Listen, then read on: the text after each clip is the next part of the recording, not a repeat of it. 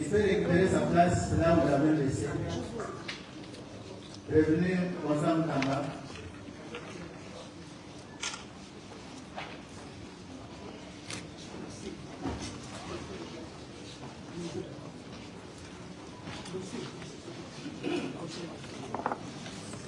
La Cour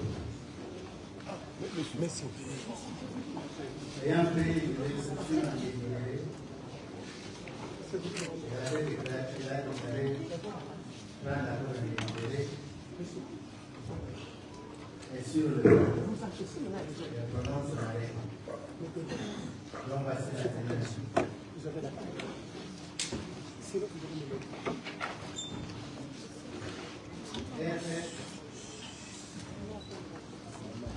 Les deux parts signées.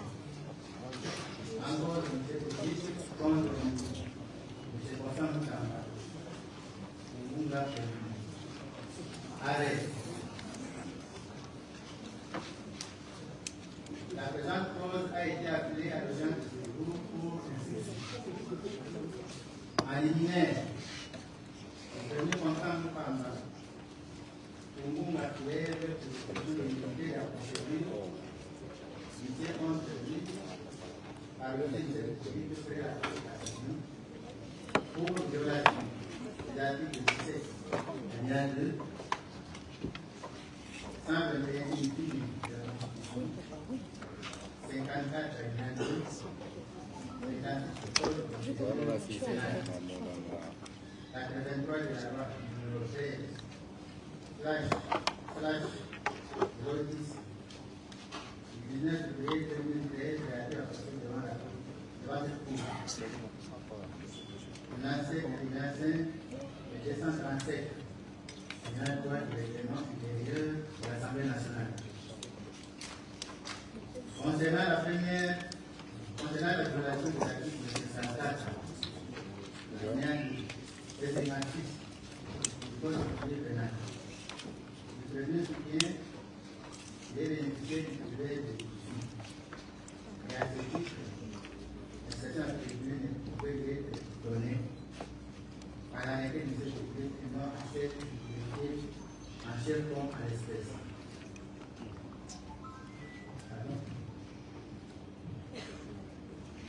Résultant quant à ce, M. le juge relève que la Cour de cassation s'était déjà déclarée saisie. Dans le public du 9 juillet 2025, il dit qu'il n'a pas de monter sans grief. Dès lors, elle ne peut y revenir. La Cour de cassation dit sans obliger cette exception, on sait qu'elle avait été vidée à l'occasion de l'examen de sa saisine à l'audience précédée. Elle note à l'audience de ce jour, si le juge contradictoire est devenu comparé.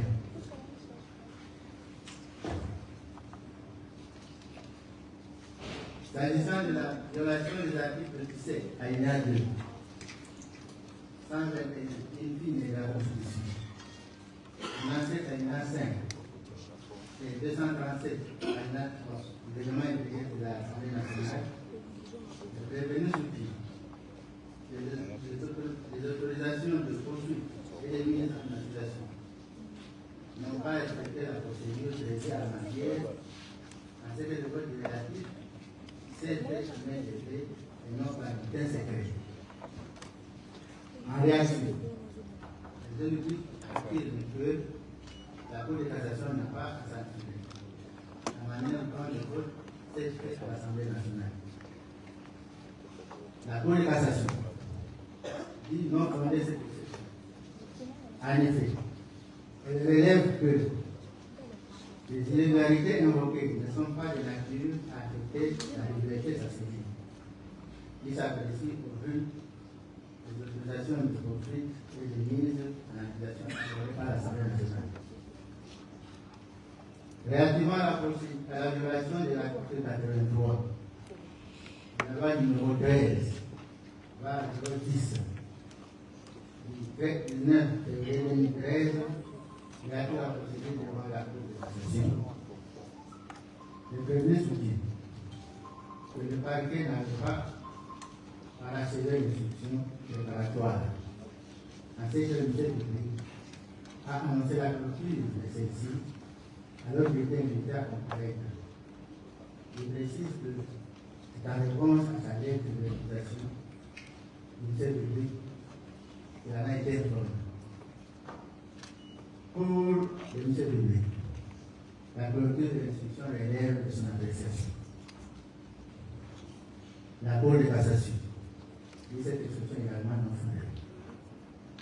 En effet, elle note que la décision de clôture de l'instruction prédictionnelle échappe au contrôle judiciaire, en ce que relève du pouvoir de cette ministère public. C'est pourquoi la Cour de cassation, chambre réunie, c'est-à-dire en matière de dossier au premier degré,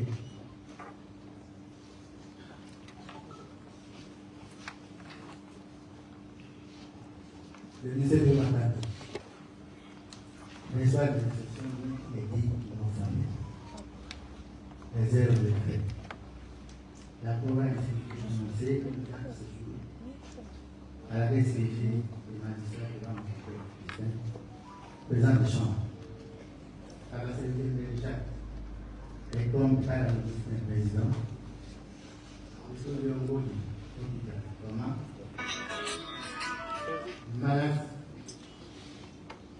Manas une chose pour garder vraiment. Manas en prince, en tout, une face, et une matin de forêt, conseiller avec le concours du chef public, présenté par la presse générale. Voilà, tout le monde, l'assistant du préfet, Paul Mini. Ah, vous n'avez pas le choix parce que vous êtes venu à côté de moi.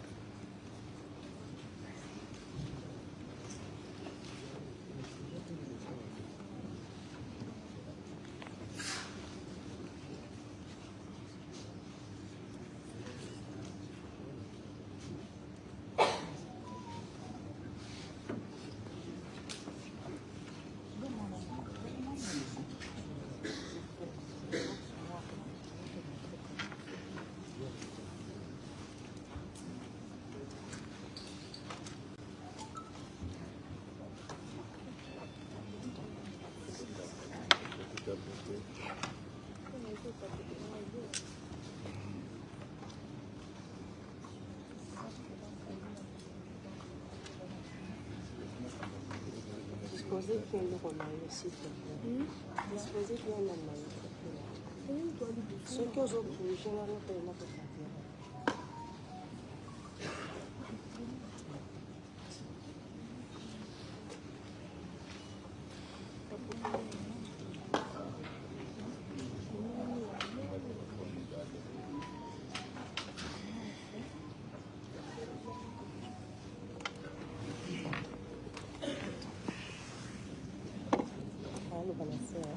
Oui, la toute est d'accord.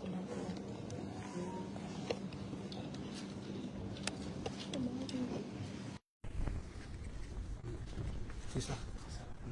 Cela étant, la Cour procède à l'instruction de la Cour. Prévenu Constant Tamba. La Cour pose la première question. Les faits ne pas justifiés.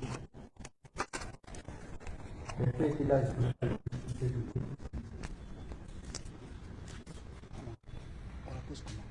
Les faits qu'il a justifiés. Le président n'a pas suivi les faits. C'est pas elle.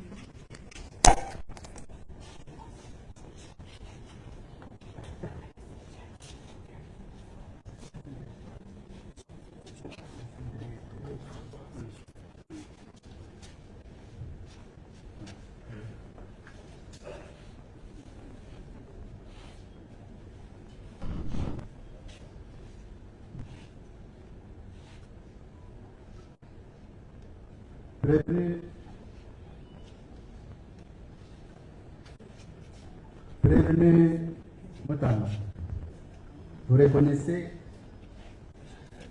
en date du 16 avril 2025, nous trouvons à Kinshasa, en votre qualité de ministre d'État, ministre de la Justice et garde des Sceaux, avoir détourné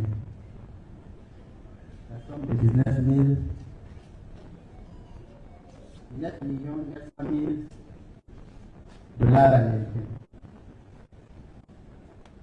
provenant du compte numéro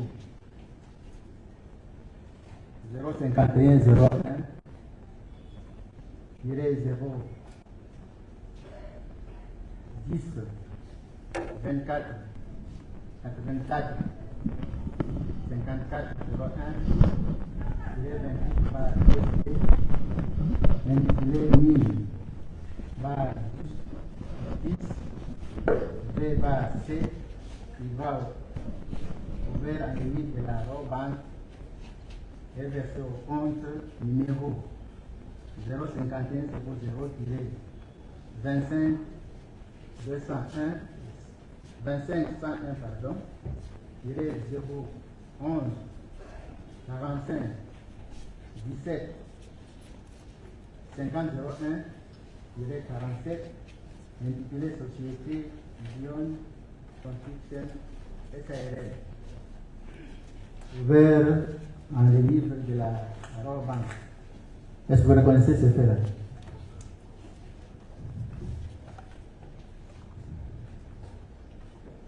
Merci beaucoup, Monsieur le Président de l'audience de séance. Merci également aux honorés membres de la composition. Et merci au ministère public, Monsieur le procureur général près la Cour de cassation ici représenté. C'est un jour que j'ai attendu avec impatience. J'ai accepté d'affronter cette réalité pour prouver mon innocence. C'est pourquoi j'ai remis ma démission en qualité de garde des Sceaux de la République.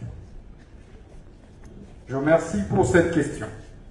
Vous répondez comment à la question? J'en viens.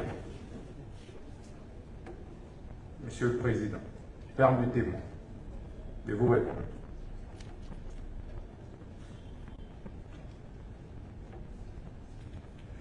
Je constate que, de prime abord, je voudrais que monsieur le greffier puisse acter ceci. C'est à la Cour de dire ça, c'est pas vous. Je vous demande, monsieur le Président, de demander au greffier d'acter. D'accord. Que les 19 millions pour lesquels le ministre d'État, ministre de la Justice et garde des Sceaux, et poursuivi ces jours, sont bel et bien à la banque, au moment où je me présente par devers cette auguste cour. 2. Que le ministre d'État, ministre de la Justice et garde des Sceaux, Constant Moutamba, n'a jamais pris un seul dollar. Un seul dollar. Je voudrais que vous puissiez demander au greffier de pouvoir acter cela. Est-ce que... Bon, répondez d'abord. J'en viens. Et que peut-on détourner de l'argent auquel on n'a pas touché? Je voudrais également que le greffier, vous demandiez au greffier d'acter, parce que l'histoire va me rétablir, tôt ou tard. L'histoire est rétablie. Monsieur le Président, je voudrais que le greffier puisse acter que le marché de construction de la prison pour lequel ces 19 millions sont actuellement en banque. Ce marché a été approuvé par la Première ministre, le chef du gouvernement. Je voudrais également que le greffier, que vous lui demandiez d'acter que ces 19 millions,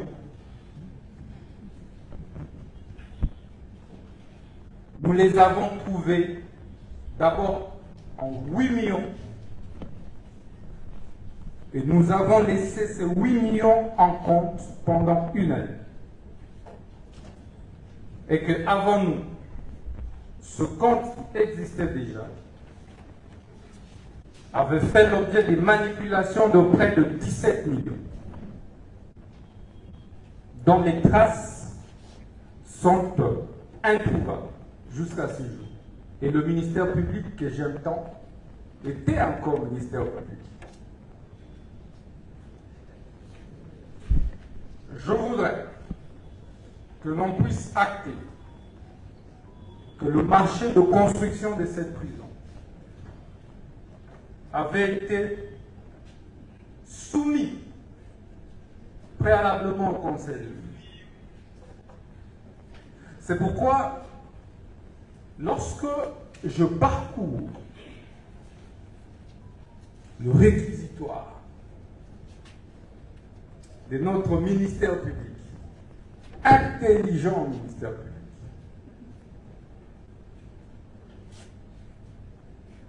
je suis perdu sur deux choses. Vous pouvez répondre à la question. Je suis en train de répondre à la question. S'il vous plaît, s'il vous plaît. C'est comme si vous faites une narration. On vous a posé une question précise. Est-ce que vous reconnaissez avoir détourné, vous avez dit non? Monsieur le Président, Est-ce que l'argent, c'est toujours pour loger à la banque? C'est ça, Monsieur le Président, maintenant, vous laissez à la Cour de continuer les instructions. Monsieur le Président, permettez. Ce ne sont pas les mathématiques. C'est le droit. Allez-y. C'est une science relative, une science sociale. Merci. Je n'ai pas voulu fouiller, m'exiler. Je n'ai pas voulu m'asiler, demander de l'asile. Parce que je voulais affronter cette réalité pour prouver mon innocence. Et je suis là, prêt à payer le prix d'une lutte, d'un combat, d'une génération et d'un peuple, et d'un continent. Monsieur le Président, Oui. je voudrais dire ceci. J'ai parcouru minutieusement les réquisitoires du ministère public. Le premier jour, quand on lit ça, surprenamment, à l'Assemblée nationale, j'étais surpris, moi. Je dis, oh, ah bon, Moutamba a détourné 19 millions. Moutamba. Donc, de tous les détourneurs qu'il y a dans ce pays, donc c'est le visage de Moutamba qu'on a dit, lui, il a détourné 19 millions. Et lorsque j'ai parcouru, je me rends compte d'une chose. C'est que les réquisitoires posent les prémices. Et dans le prémisse, le postulat, c'est que les 19 millions pour lesquels nous poursuivons le ministre d'État, mais la justice, sont logés dans la banque. Jusqu'au moment où je me présente par devers votre auguste cour. Et que le ministre d'État, ministre de la Justice, n'a jamais touché à un seul dollar américain. Ça devient intéressant. Mais curieusement, dans sa conclusion, il chute ex nihilo. Non, il est poursuivi pour détournement des 19 millions. Mais ces 19 millions sont en banque. Et ce syllogisme m'a laissé perplexe. Et jusqu'à maintenant, je me dis, Qu'est-ce que je viens faire devant la haute cour? Était-ce la tête du ministre d'État qui dérangeait? Mais j'ai déjà démissionné de mes fonctions. Parce que visiblement, c'est une lutte entre les conservateurs et les réformistes progressistes. Il fallait impulser des réformes au niveau de la justice.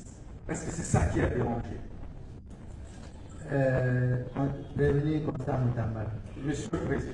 Est-ce que vous êtes encore sur la droite ligne de la question? C'est comme s'il y a une déviation. Monsieur le Président, je Répondez à la réponds à question de la Cour. J'ai déjà répondu à votre... Vous avez répondu de ce nom si vous posez des questions. Je vous en prie.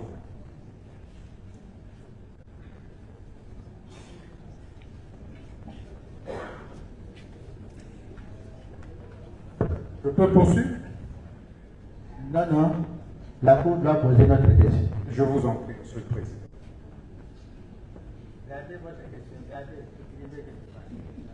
Gardez ça. Quand il écrit, vous écrivez. Prenez note.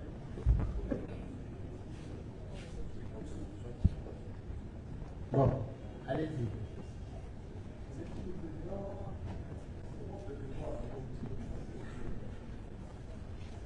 Nous remercions le discours et savoir comment on gère son âge. Nous saluons le courage de prévenir constamment. Quand quelqu'un dit, je n'ai pas voulu demander l'asile, je n'ai pas voulu fouiller, ça suffit, vous avez déjà le temps. Nous avons pris une disposition. Ce n'est pas ça la question. Nous disons que nous saluons son courage. Et c'est là dans la salle. Pour la deuxième fois, je déclare le débat de l'audience à huis clos. Si vous avez intérêt à suivre le débat, veuillez vous taire. Si vous voulez suivre le débat, veuillez vous taire. Des réactions non contrôlées, la Cour ne supporte pas. Monsieur le Président, notre souci à ce niveau où nous commençons l'instruction, c'est de prendre la bonne direction. C'est comme une boussole. Quand les bateaux ne prennent pas la bonne direction, vous risquez des problèmes. La question était précise, mais on nous a amené les méandres. J'imagine que même la Cour ne se retrouve pas. Mais pour aider les prévenus à répondre à cette question, parce que c'est une question capitale,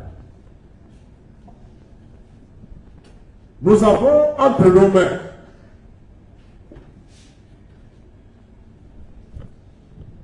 un document intitulé Ordre de paiement. Ils nous disent ici, ce document est signé de sa main. C'est un document qui se trouve au dossier. Nous en détenons la copie. Ce document porte un numéro, vraiment un document authentique. Je salue son identité, j'espère qu'il va le reconnaître. Le document se trouve au dossier. Et lui et ses avocats, ils ont eu accès aux pièces du dossier. J'imagine qu'ils sont tombés sur cette pièce. Est-ce qu'il reconnaît avoir signé cet ordre de paiement? Nous reviendrons après avoir obtenu une réponse à cette question. Pour que vous puissiez vous donner la vraie version des faits. Parce que, apparemment, ce que nous avons dit la fois passée n'a pas été très bien saisi. Comme il est là, nous sommes disposés à recadrer les choses. Et je souligne, je mets à la disposition de la Cour un deuxième élément. Je suis content parce que je ne parle pas n'importe qui. Le prévenu est un juriste. Le prévenu est un praticien des droits. Oh Seigneur, merci. Mais c'est parce qu'il comprend bien les choses. Il comprend de quoi nous parlons. Quand nous parlons du détournement, j'imagine qu'il sait de quoi il s'agit. Parce que quand on a une manière de sociologie, là on est perdu. Nous ne venons pas faire le plaisir à la population, à des militants d'un parti. Nous venons pour que les droits soient rétablis. Est-ce qu'il reconnaît avoir signé cet ordre de paiement? D'accord. Prévenez Moutamba. Est-ce que vous reconnaissez votre contribution ordre de paiement numéro 856, barre 4, barre. L'avocat demande la parole, Président. Barre. Écoutez, soyons ordonnés. Si vous voulez qu'on s'entende, soyons ordonnés. Vous ne pouvez pas interrompre la cour comme ça. Nous ne sommes pas à n'importe quel niveau.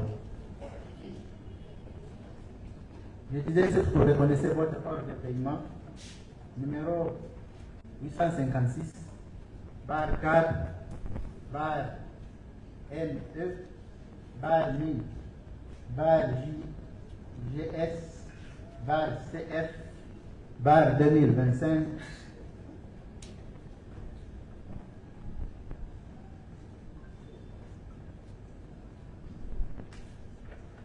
Du 16 avril 2025, par lequel vous avez ordonné, vous avez instruit la banque, la Robank, de débiter le compte. On a déjà donné les détails sur ce compte. Le compte 051 barre 051 00 051 01 010 24 85 84 50 54 01 28 IST intitulé Ministère de la Justice V barre C Frivao. Vous reconnaissez cet ordre de paiement? Monsieur le Président de cette prestigieuse Cour de cassation, vous voyez de quelle manière le ministère public est agité. Non, répondez à la question. Je réponds. L'agitation est dans tous les cas. Je suis prévenu. Est-ce que vous pouvez retirer? Je suis l'accusé. S'il vous plaît, vous pouvez retirer l'agitation là. Je suis devant la Cour. Retirez d'abord vos propos. Je retire. Merci. Mais je voudrais bien qu'on me trouve un autre mot à la place. Monsieur le Président, je suis venu payer le prix d'une lutte. Parce que l'histoire me rétablira. Cette question tombe comme cheveux dans la soupe. Est-ce qu'il reconnaît le paiement? L'ordre de paiement. L'ordre de paiement. Oui. Mais est-ce que l'argent a été touché? Et comment on en est arrivé là? Alors, laissez-moi expliquer comment on en est arrivé là. Est-ce que vous voulez me poser des questions? Vous répondez aux questions de Je suis venu éclairer autre que vous êtes. Oui, De ce qui s'est réellement passé. bien sûr. Mais Je répondez. dis, ce n'est pas de la mathématique. Laissez-moi le temps de répondre froidement. Je ne réponds pas selon que le ministère public le veut. Je réponds selon que les faits se sont déroulés. Parce que vous avez besoin de faits pour nous donner les vrais droits. Pas les supputations, pas les agitations, pas les ensemble. Parce qu'on voulait à la tête d'un ministre de la Justice qui dérangeait des intérêts de la marque. Et j'assume. Je suis venu payer le prix d'une lutte. Et je suis prêt à aller jusqu'au bout. Monsieur le Président, le paiement dont parle le ministère public de 19 millions, comment en est-on arrivé là? Je suis nommé garde des Sceaux de la République le 28 mai 2024. Investi le 12 juin 2024. Première action, l'état des lieux de mon ministère, après la remise et reprise. À la remise et reprise, ma prédécesseure, Madame Rose Moutou, qui est là, me fait état de l'existence d'un compte. Et ce compte-là, du ministère de la Justice. Mais ce compte qui n'a jamais été créé par le ministre d'État, Constant Mutamba. Il lui indique qu'il y a ce compte à la Banque dans lequel sont logés 8 millions de dollars. Intéressant. Mais d'où proviennent ces 8 millions de dollars? Je trouve que l'IGF contrôle ce compte ainsi que la CNRF. J'adresse une correspondance. De quoi s'agit-il? Ma prédécesseur déjà, lors de la remise de reprise, m'indique, et cela est confirmé, que cela fait suite au paiement de l'indemnisation par l'Ouganda, à la suite de la condamnation par ce dernier, par la Cour internationale de justice, pour la guerre perpétrée par l'armée ougandaise dans la partie orientale, dont je suis moi-même victime. Direct, parce que j'ai vécu toutes ces guerres, des années 90 à 2000, à Kisangani. Et comment on le gère? On me donne la grille de répartition, la lettre versée dans le dossier. Je demande une séance de travail après avec la CNRF. Il est là, le secrétaire exécutif Kisula Adler, qui me confirme la même chose, que voici comment, lorsque ce fonds arrive au regard de l'arrêt de la Cour, dans les pages 107, 108, 109, là, tout est dit, où l'on distingue, l'arrêt distingue, et en répartissant, en ventilant ce montant, selon qu'il s'agit de l'indemnisation individuelle, collective, des dommages environnementaux. Et à côté, il y a un décret qui crée. Ce décret a été pris avant la prise de cet arrêt et antérieur. Et on me sort également et l'arrêt et le décret. Et à l'article 4, c'est eux-mêmes qui m'expliquent, parce que je n'étais pas ministre de la Justice. Je dis, voici la quantité qui revient à Frivao. Frivao qui est un établissement public qui jouit de l'autonomie des gestions administratives et financières, qui n'est pas à confondre avec les services publics qu'est le ministère de la Justice. On m'explique la ventilation, et cela est attesté par écrit. J'enverrai cette correspondance à la première ministre, avec qui j'ai échangé, qui est ma chef hiérarchique directe. Et à la suite de cela, je vais présenter cette situation à la haute hiérarchie du pays. Après cette présentation en disant que j'ai trouvé 8 millions dans ce compte, mais au niveau des Frivao, voici la situation.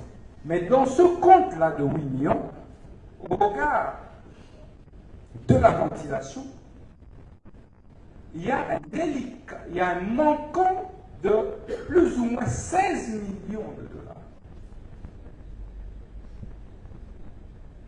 dont je n'ai pas vu les traces. Et pendant ce temps, le ministère public était ministère public. Et, Monsieur le Président, je l'ai saisi, j'ai saisi le ministère public.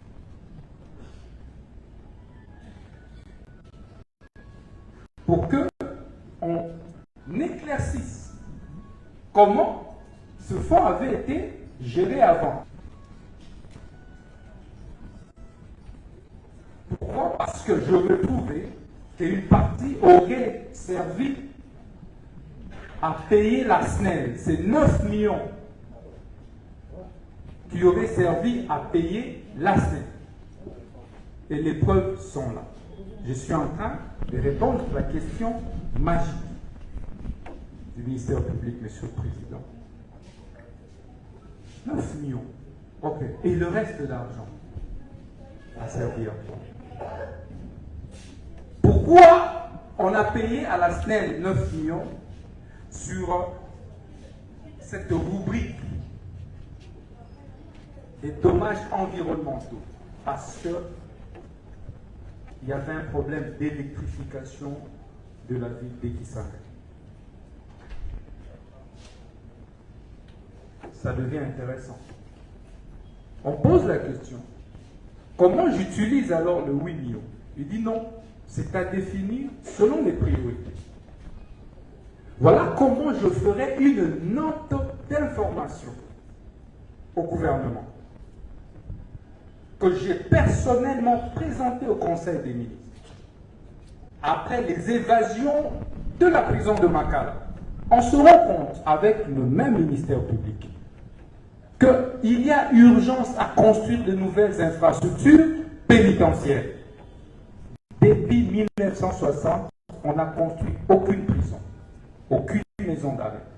Toutes les prisons qu'il y a ont été construites avant 1960.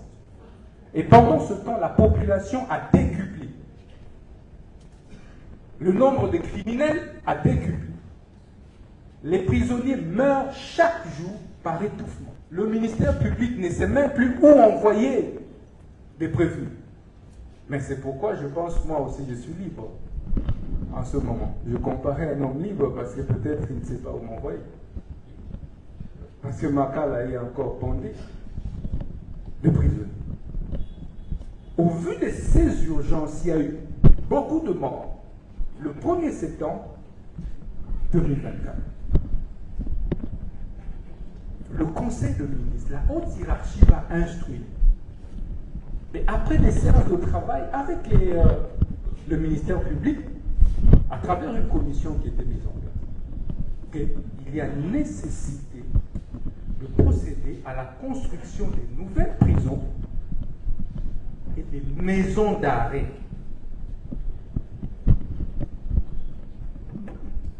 En tant que garde-sceau, lorsque le chef de l'État, lorsque la première ministre, mes chefs, ma hiérarchie, m'instruit, mais ça vaut loi, mais ça s'exécute. Je veux retourner dans mon bureau. Et c'est là qu'on présente la situation des 8 millions. Mais dans le compte du ministère, il y a 8 millions auxquels on n'a pas touché. Je préfère, plutôt que de dilapider ces 8 millions, que ça serve à la construction d'une prison ou d'une grande maison d'arrêt, selon vos instructions, en plein Conseil des ministres. Il sera décidé, parce que moi je proposais d'ériger une grande maison d'arrêt ici à Kinshasa, avec ces 8 millions au départ, pour régler d'abord rapidement cette question des surpopulations carcérales de Makala. C'est au Conseil qu'on dira non, puisque ce 8 millions viennent des activités illicites de l'armée rwandaise dans la partie est, autant mieux construire ça à Kisangani. Voilà l'origine du projet. Et immédiatement, nous allons nous ruer. Je dis bien, c'est instruction. On n'a pas dit au ministère des ITPR, parce qu'un ministère est une autorité contractante. Je voudrais vraiment rappeler ça, aussi bien pour les marchés des travaux, des fournitures que des services. On instruit le ministre de la Justice à le faire. On s'emploie, on commence à chercher quelle est l'entreprise qui peut accepter à moindre coût de pouvoir travailler d'abord sur la première maquette que nous avions. J'ai effectué moi-même le déplacement à Kisangani. On a vu et le terrain. J'ai été des terrains d'ailleurs. Un vers la rive gauche, à Ossio, le centre pénitentiaire d'Ossio, l'autre rive droite, non loin de l'aéroport. Et de là, Monsieur le Président, les entreprises, certaines, puisqu'il s'agit de gré à gré. Pourquoi gré à gré? Parce que, naturellement, la construction de la prison relève de la sécurité de l'État. On ne peut pas procéder par l'appel d'offres. C'est ce que dit la loi sur le marché public. C'est un marché spécial. Et on n'a jamais construit ça. Donc c'est une première expérience pour nous. On cherche alors, j'en viens pour savoir comment cet argent a quitté le compte du ministère pour être logé dans le compte de l'entrepreneur. Parce que c'est ça que, apparemment, on dit qu'il s'agit du détournement. Monsieur le Président, c'est de cette façon qu'on va recruter l'entrepreneur Zion. Et c'est de cette façon. Parce que pendant ce temps, l'Ouganda paye la 3e annuité. La première, la 2e annuité, je n'étais pas ministre. Donc c'est la 3e annuité qui me trouve ministre. Et on paye. La répartition, elle est faite encore automatiquement, comme j'ai trouvé. C'est pas moi qui ai fait la répartition. Et c'est fait automatiquement encore. Ça se fait. Les 12 millions, les 8 millions, plus les 12 millions qui ont été retranchés des